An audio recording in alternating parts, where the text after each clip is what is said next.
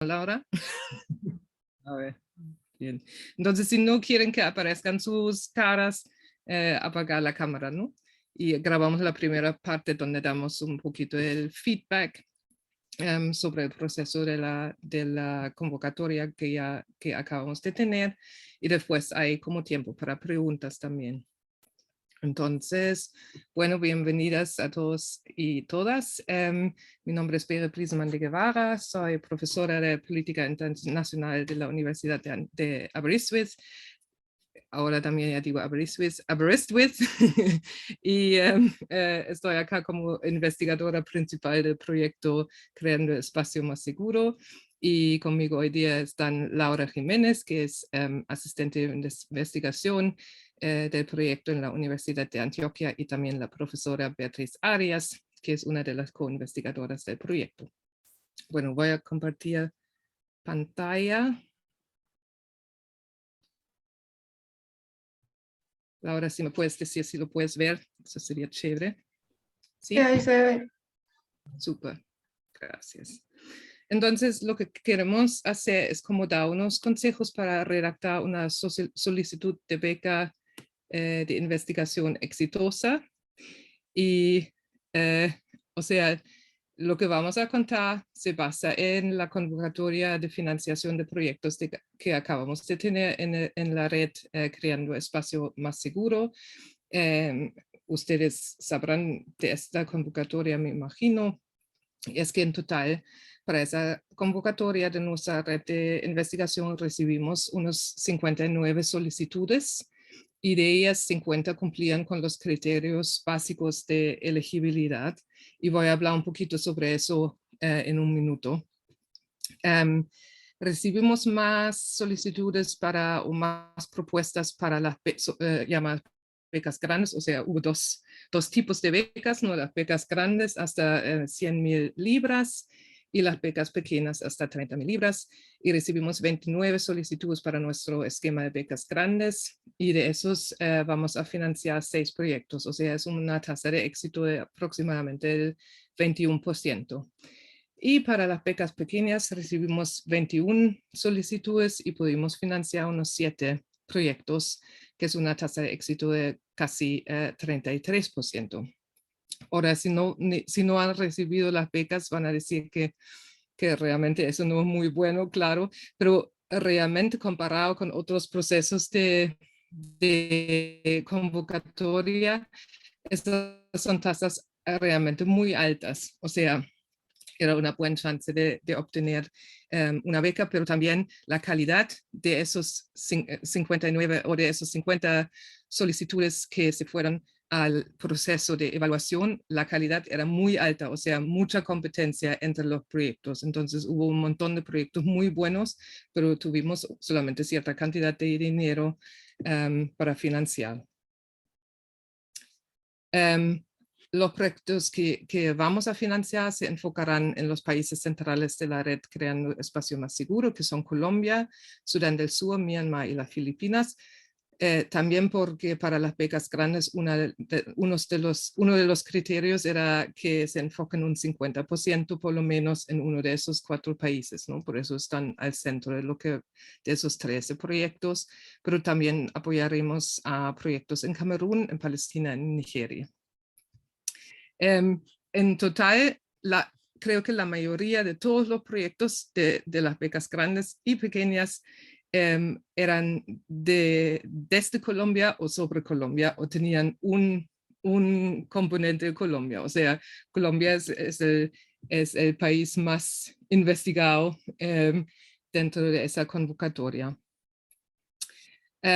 4 de los proyectos elegidos van a ser liderados por organizaciones del sur global, o sea, o por universidades o por organizaciones como ONGs.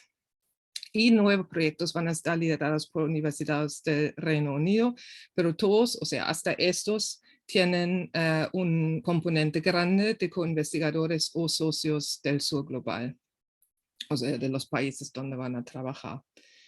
Y de eso también voy a hablar, o vamos a hablar Laura y yo un poquito más allá.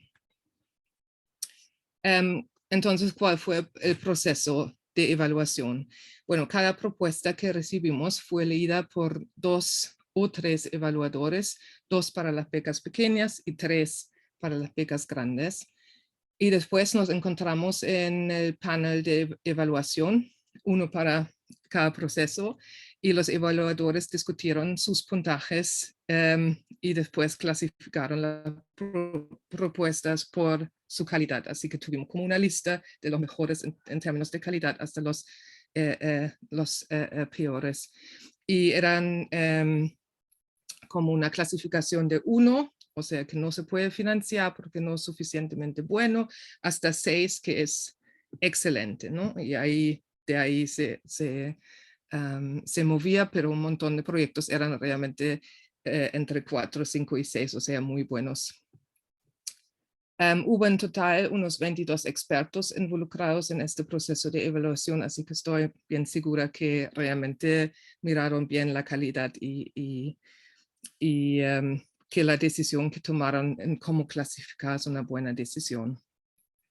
Entonces lo que vamos a hacer hoy día es hablar un poquito de las lecciones aprendidas de este proceso y es lo que destilamos son como 10 elementos claves, creo yo, de este proceso que son claves para el éxito de solicitudes de financiamiento. Entonces, acá fue como una lista de esas 10 y vamos a hablar de eso ahora poco a poco. Bueno, la primera lección es cumplir con los criterios de la elegibilidad. Y eso puede parecer un poquito, o sea, de sentido común, ¿no? Pero realmente creo que es súper importante asegurarse de que el proyecto cumpla con los criterios de elegibilidad, porque si no, se pone un montón de energía en una propuesta que después ni siquiera entra a la convocatoria, ¿no? Porque los criterios de elegibilidad son esenciales para que entre, en primer lugar.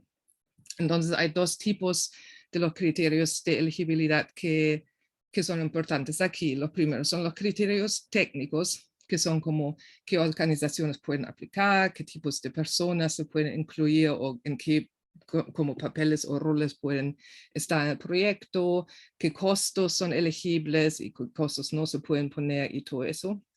Y normalmente el documento de la convocatoria va a explicar eso muy bien y hay que entenderlo y hay que seguir lo que dice ahí de esos criterios. Y el segundo aspecto es el ajuste temático con las especificaciones de la convocatoria. O sea, en nuestro caso era, por ejemplo, que invitamos investigaciones sobre protección civil no armada o autoprotección comunitaria. Y también tuvimos como criterios de país para las becas grandes, ¿no? que estén enfocados un 50% en uno de esos 4 países que están al centro de nuestra red.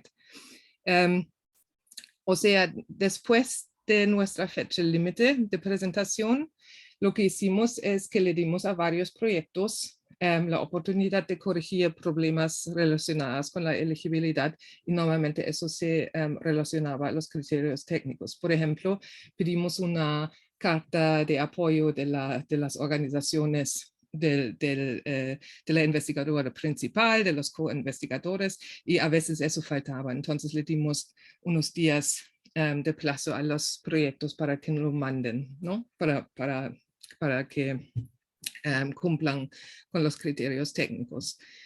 Eso lo hicimos porque quisimos dar a muchos proyectos la oportunidad de entrar a la competencia, pero eso no es un proceso normal, ¿no? Si están pensando, por ejemplo, en el contexto de Colombia, si hay una convocatoria grande de MinCiencias o Ciencias, no necesariamente les van a dar esa oportunidad. Entonces es importante de que tengan en cuenta esos criterios desde un inicio.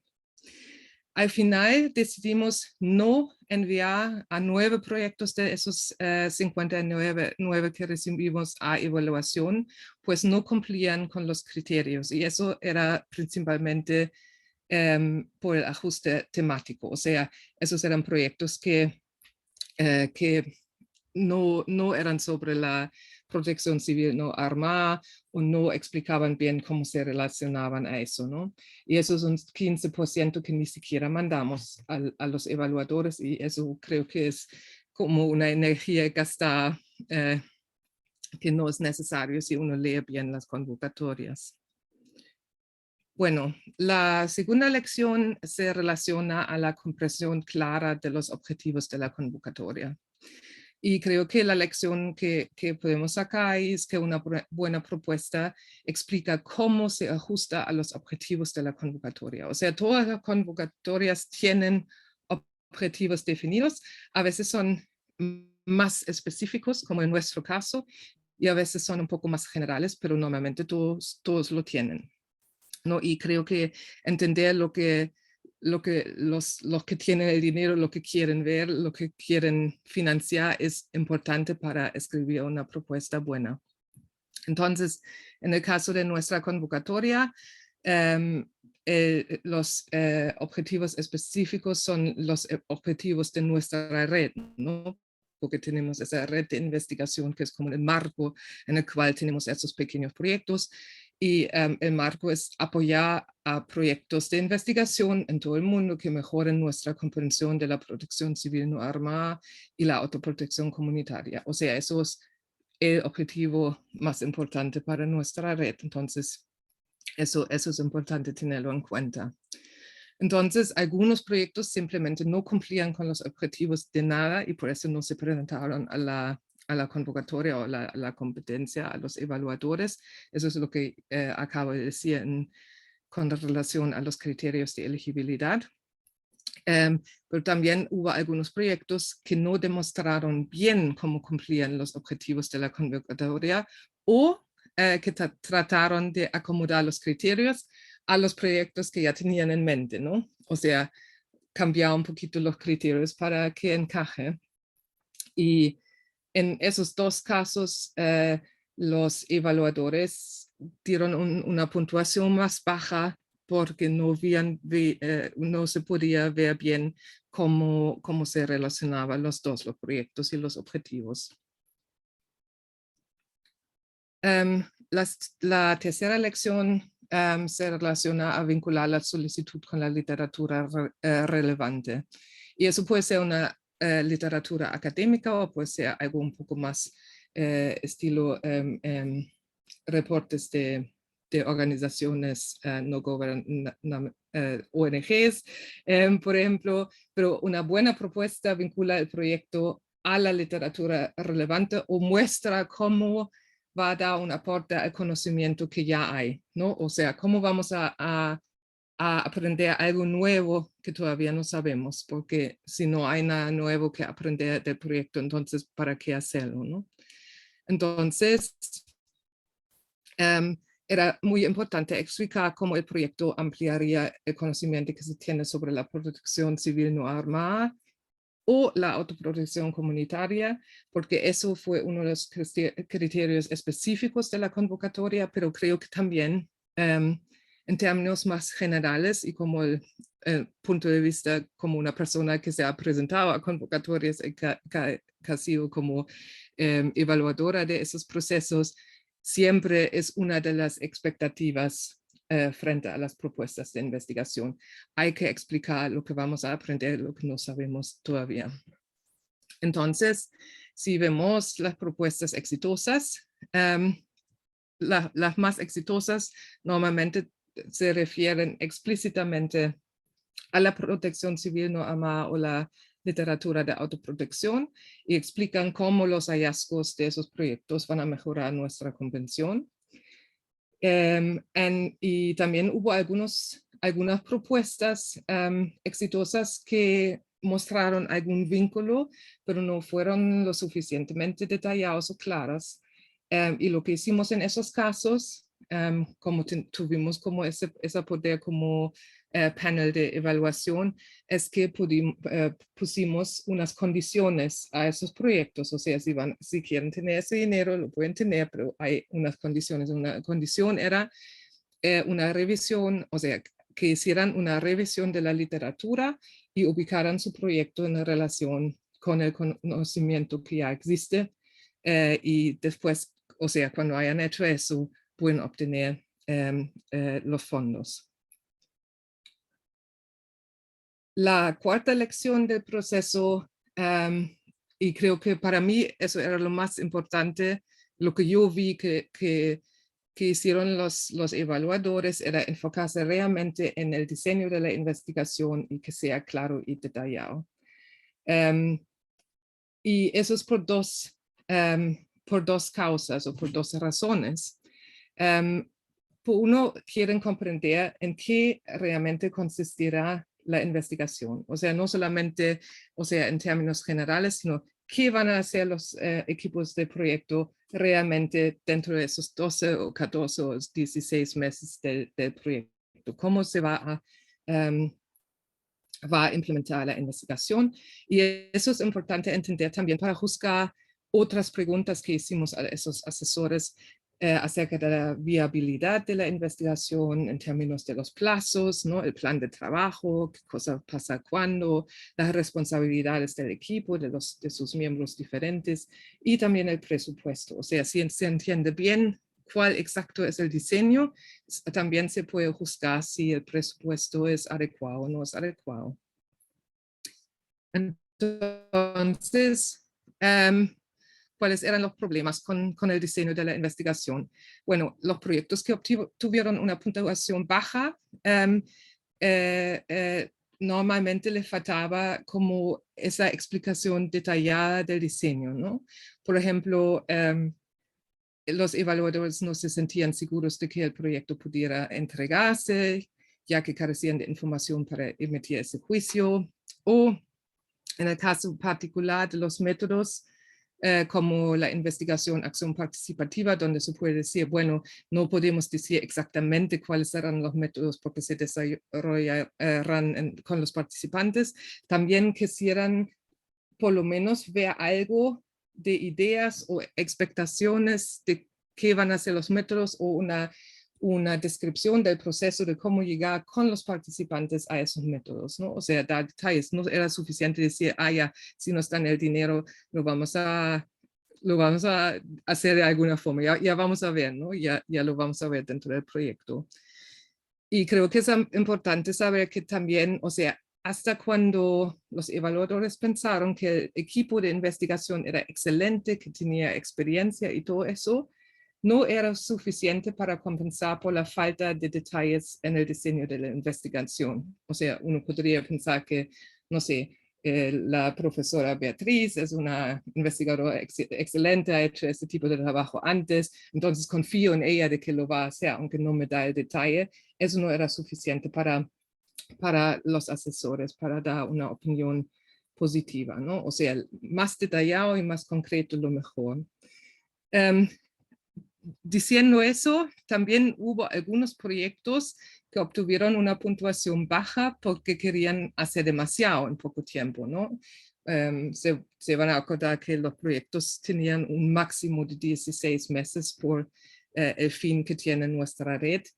Y no, o sea, la idea no era poner más y más y más métodos y actividades, sino más bien explicar bien cómo los métodos cómo se van a implementar y cómo llegan a dar respuestas a las preguntas que tenía el proyecto. Entonces, esos enlaces eran más importantes que tener un montón de diferentes cosas, porque eso, esos son como cuestiones de viabilidad otra vuelta. Entonces, creo que hay algunos proyectos que tenían una idea muy buena de cuál era el problema que querían investigar, no obtuvieran ¿cómo se llama? La puntuación que deberían haber tenido por falta de detalles en ese diseño de la investigación. Era un punto muy, muy importante. Y antes de preguntarle a Laura que hable del resto, yo voy a hablar sobre la lección 5, que es investigar con las comunidades afectadas por violencia, no sobre las comunidades afectadas. Entonces, acá la lección era que las buenas propuestas reflejaban cómo se beneficiarán los participantes, ¿no? O sea, em, o sea, cuando, eso puede ser de diferentes formas, ¿no? Pero las propuestas que reflexionaban sobre el papel de los participantes y cómo se benefician de la investigación obtuvieron la puntuación más alta en general.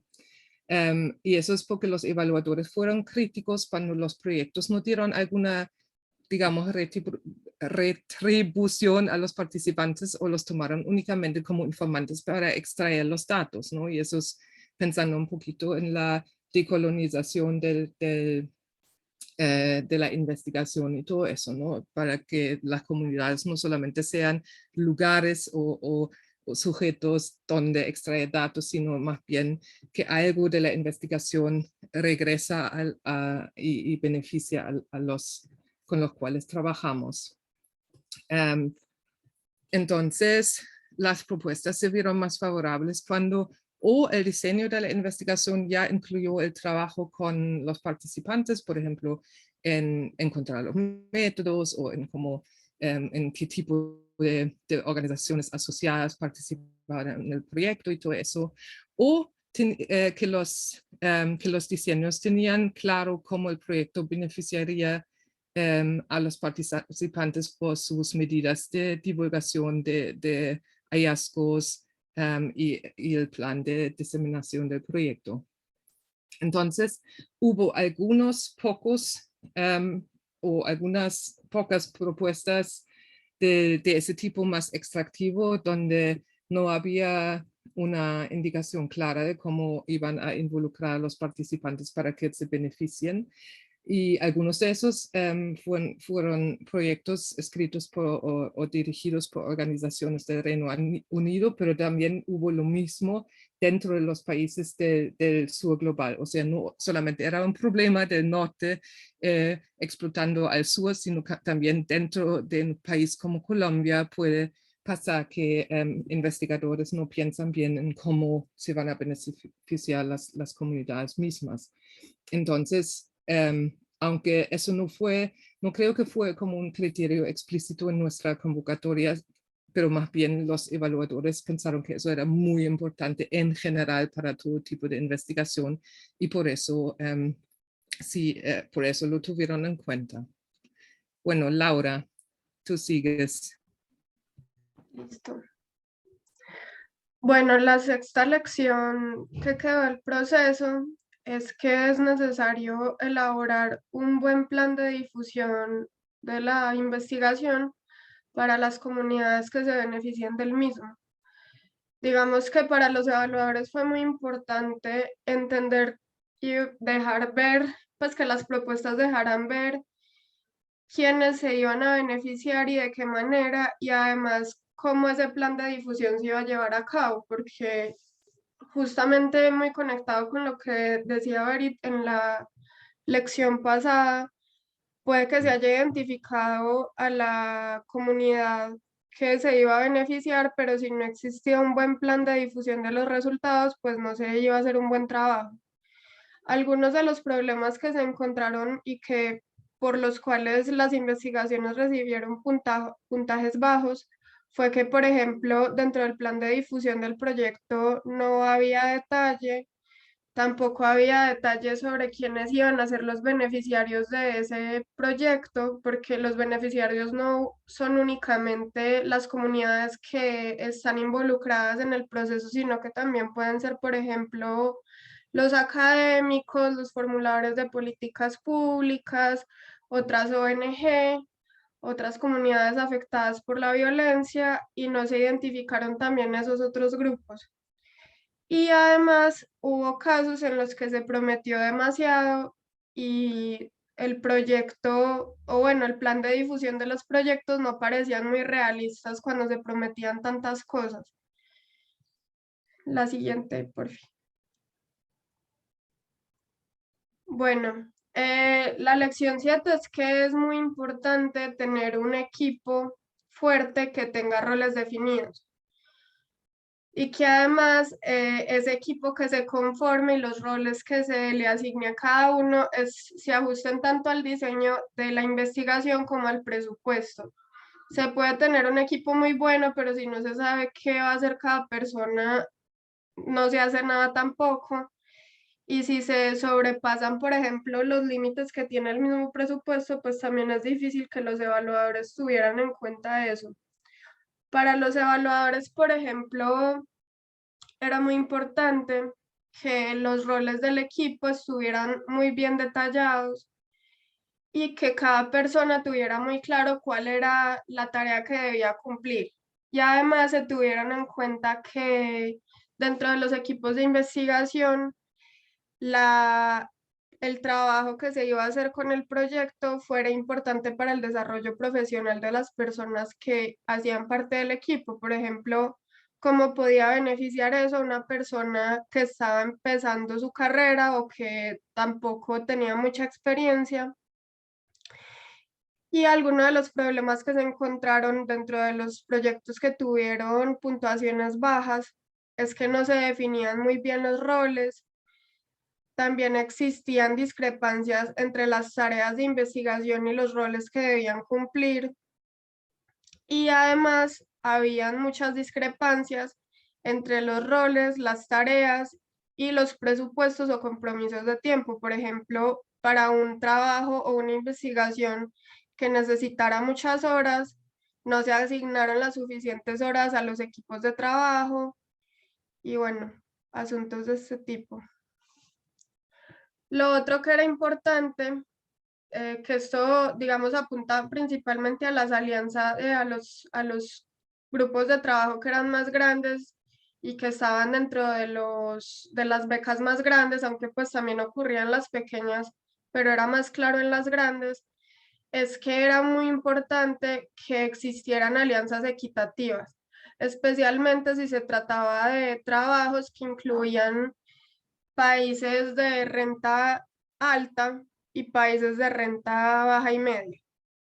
Especialmente ocurrió pues con alianzas entre países de renta baja y media y organizaciones del Reino Unido, pero podría pensarse en términos de países del sur global y del norte global o de organizaciones grandes y pequeñas dentro del sur global.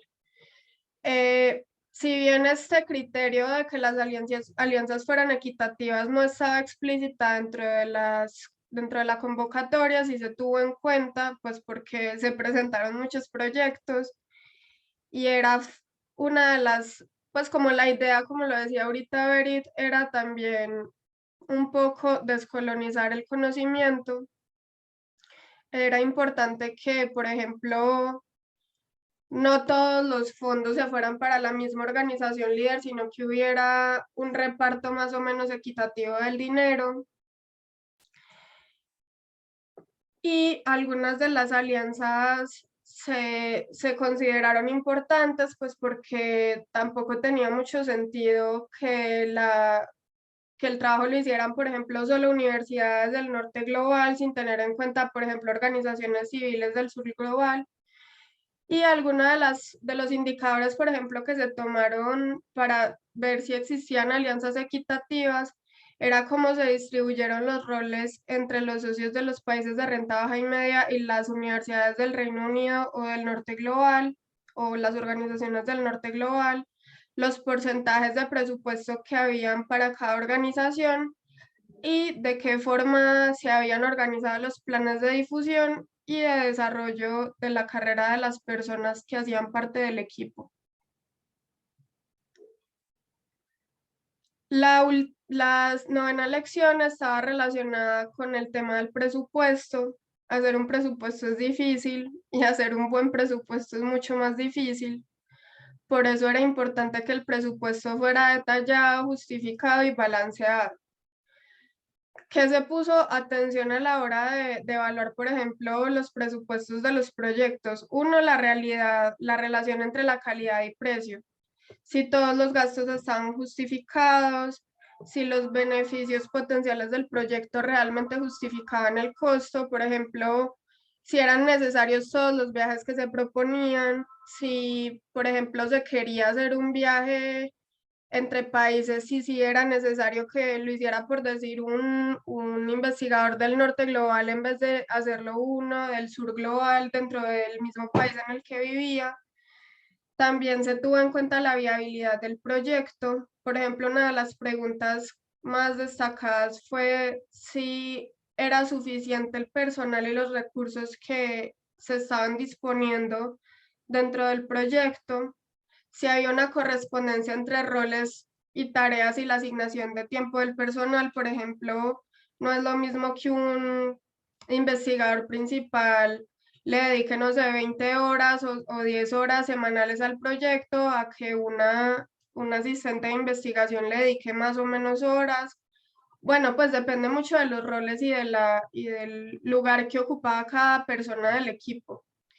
Y las propuestas obtuvieron bueno, y también lo que hablábamos en la lección pasada, de que era muy importante que existiera un balance a la hora de hacer alianzas para que todo el dinero, por ejemplo, no se fuera hacia la organización líder, sino que se balanceara el dinero. Las propuestas obtuvieron una puntuación más alta cuando eran detalladas sobre cuáles eran los rubros que iban a cubrir, si había una correspondencia real entre el diseño de la investigación y la descripción del equipo, si se justificaban bien esos recursos y los rubros que se debían cumplir, y además si los fondos se distribuían de forma balanceada entre varias organizaciones y socios. Finalmente, y creo que esta es como una de los temas más claves, es que como pues la investigación trabaja alrededor de la autoprotección normada, pues era sumamente importante tener en cuenta cuáles eran los problemas éticos que podían existir y de qué forma se podían mitigar. Era importante pues tener como medidas claras para salvaguardar la seguridad de las personas y también para tener en cuenta pues como los problemas éticos que pudiera traer consigo la investigación. Para los evaluadores fue muy importante que los proyectos no causaran daños para las comunidades que se encontraran involucradas, para los investigadores o para los mismos participantes. Por eso se examinaron muy bien las secciones de ética, seguridad y salvaguarda. Cuando los proyectos demostraron que existía una buena comprensión de cuáles eran los riesgos que existían, de cuáles eran los posibles problemas éticos que traía la investigación y cómo se podían mitigar, pues obtuvieron buenas puntuaciones. Y algunos de los problemas que se presentaron principalmente en esta sección fue que no se incluyeron riesgos importantes, no se dieron suficientes detalles sobre las medidas de mitigación o las medidas de mitigación que se propusieron no fueron las adecuadas. Listo, eso fue la parte de presentación. Ahora voy a terminar la presentación y tenemos tiempo para preguntas o comentarios.